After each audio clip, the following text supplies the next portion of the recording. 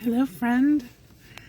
So, knowing what you want, being really, really clear about what you want, because you can have it. It can be yours. I know, I sound excited about it, don't I? Because it takes some care to venture into yourself, to maybe know exactly what you want, because I don't know if you have experienced this, but it's always been easier as an adult for me to see and observe and know what I don't want. And so I've been focused on the practice of giving myself what I do want, because that's the linchpin, right? That's the thing that makes all the difference.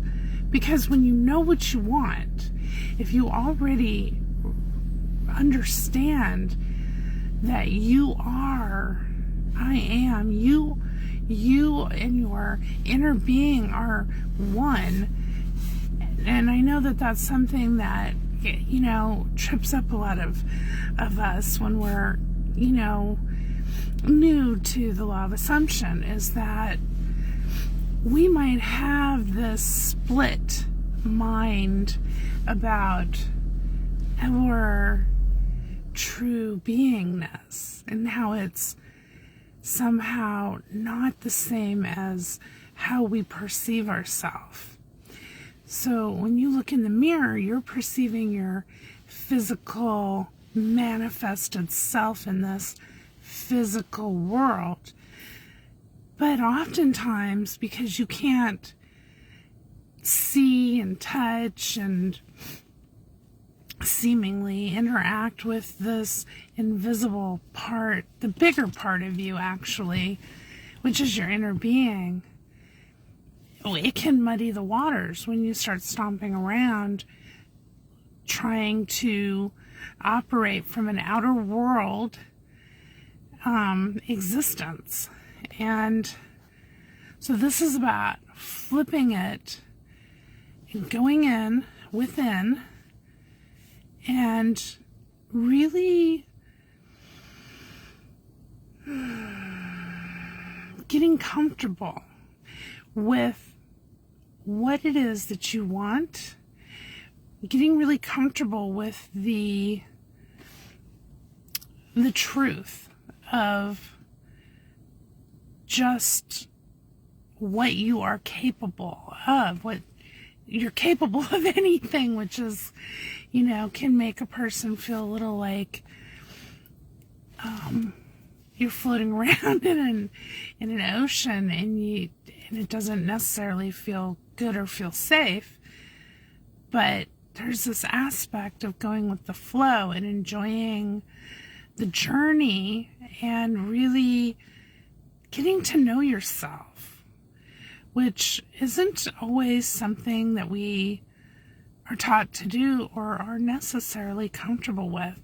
And as a result, a lot of misperceptions about who we are and what we can and can't do, and what our place in this world is, and what is reasonable and logical, and trying to think and logic your way out of every single problem or situation or idea or thought that you have.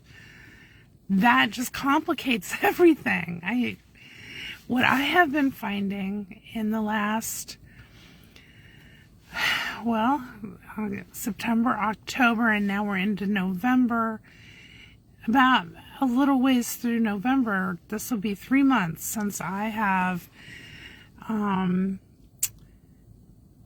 taken myself into a space where I could just rededicate my focus and and give myself the opportunity to take care of myself on a really deeper way than I've ever really had the opportunity to do before. So at this point in time, I don't have any distractions unless I bring them to myself. Unless I, invite myself to a distraction. And that's concerning other people or any situation. It's like a really good, it's been really good exercise to focus intently on what it is that I'm wanting for myself and what that means to me and how I can just choose to have it's not even a having, it is like I don't have to make anything happen is what I'm trying to say. There's a desire, I get clear about it, I declare it, and then I just believe that that's going to be my reality, even if it's not in a current physical taste, touch, feel, smell, way of experiencing the reality. I don't concern myself with any of that. And so getting really clear, knowing what I want to give to myself, and then just relaxing into it, assuming that state of beingness. That's what I've been doing. That's what I've been practicing. That's what I've been feeling. That's what I've been experiencing. And that is what I have been finding to be a really easy, powerful way to just go about my life and give myself a willingness to be receptive to whatever it is that I'm wanting, and then not come up with all these different kinds of reasons or arguments to then deny myself what I want. So it's a good practice. It's how I'm testing out the law of assumption. It's not really like I'm putting it to the test because I don't believe it. I'm testing out the waters. I'm just like, deciding what lakes I want to swim in, what I want for myself, and I test it out by giving it to myself in these increments, because sometimes it can feel a little overwhelming to just have, like, if you can have, be, or do anything that you want, that's kind of overwhelming too. So I'm just being thoughtful as I chew my food before I swallow. I'm just, enjoying each bite, and then, giving myself these nourishing bites feel really good, and I'm feeling the changes that come with that. So I just wanted to share that with you. And I've really been loving the last couple. I always enjoy all of them, but especially the last couple videos that Edward Arts put out.